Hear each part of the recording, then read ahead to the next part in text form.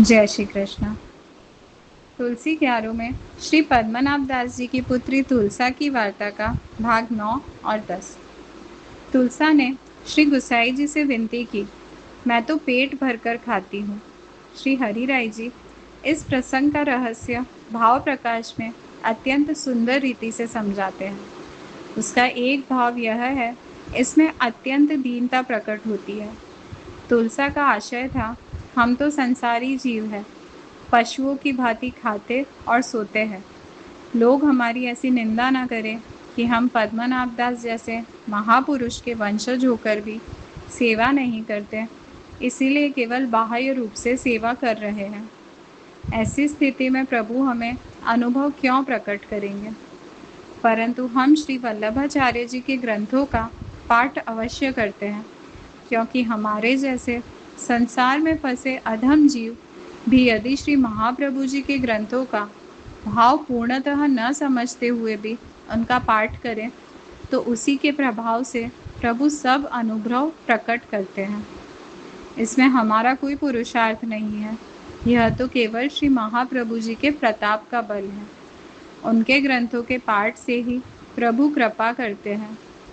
इन वचनों का दूसरा भाव यह है, हम अनेक जन्मों से प्रभु से बिछड़े हुए हैं। आपकी कृपा से अब हमने अपने मूल स्वरूप का कुछ भान हुआ है।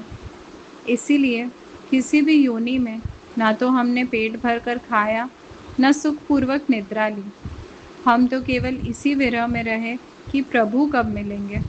अब आपने कृपा करके हमें शरण में लिया है, इसीलिए इस जन्म में हमारा पेट भरा है और प्रभु का दृढ़ आश्रय प्राप्त होने से अब सुखपूर्वक निद्रा आती है। पूर्व के समस्त जन्म तो अविद्या के कारण दुख में ही बीते हैं।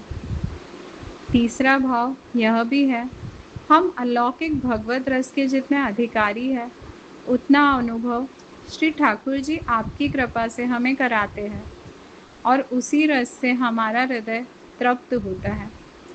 आपकी कृपा से श्री ठाकुर जी हमारी निकुंज में विराज कर हमें स्वरूप आनंद का दान करते हैं।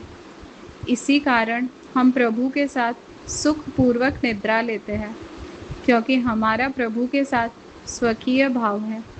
इसलिए अब हमें किसी प्रकार की चिंता नहीं रही। इस प्रसंग से एक बात अत्यंत स्पष्ट होती है, आज के समय में यदि हमसे मार्ग की रीति के अनुसार भगवत सेवा आदि साधन पूर्ण रूप से नहीं बनते, तब भी हमें श्री वल्लभाचार्य जी के ग्रंथों का नियम पूर्वक और आदर पूर्वक नित्य पाठ अवश्य करना चाहिए।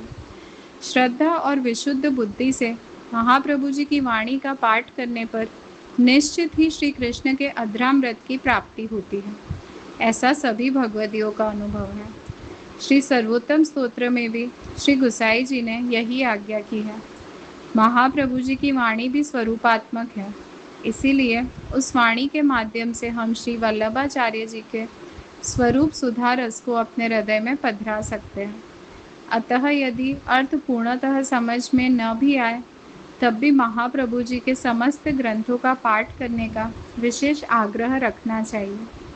श्री गोपाल दास भाई वल्लभ आख्यान में आज्ञा करते हैं, ग्रंथ सर्वे रस रूप कीधा होता ने सिद्धांत, अर्थात महाप्रभु जी के सभी ग्रंथ उनके अलौकिक स्वरूप रस से पूर्ण हैं। जय श्री कृष्ण।